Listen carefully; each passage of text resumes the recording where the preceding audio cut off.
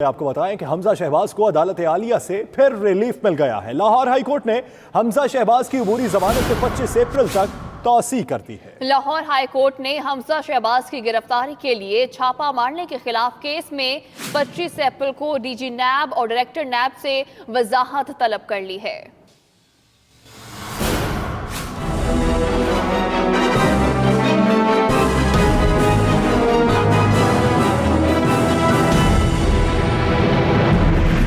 हमजा शहबाज की 3 केसेस में अबूरी दरखास्त से जमानतों पर समाअत। लाहौर हाई कोर्ट के जस्टिस मलिक शहजाद अहमद की सरबराही में 2 रुकनी बेंच ने रमजान शुगर मिल्स, साफ पानी और आमदनी से जायद असासाजात केस पर समाअत की। अदालत की जानिब से अपोजिशन लीडर पंजाब की अबूरी जमानत में 25 अप्रैल तक की तौसीह कर दी गई। दौरान समाअत हमजा शहबाज के वकील ने मौक़िफ़ इख्तियार किया कि नैब की जानिब से हमें बहुत सारे रिकॉर्ड की कॉपी नहीं दी गई और जो रिकॉर्ड भी दिया गया है वो कल शाम तक पहुँचाया गया। हमें नैब की दस्तावेजात के मुताबिक जवाब के लिए मोहलत दी जाए।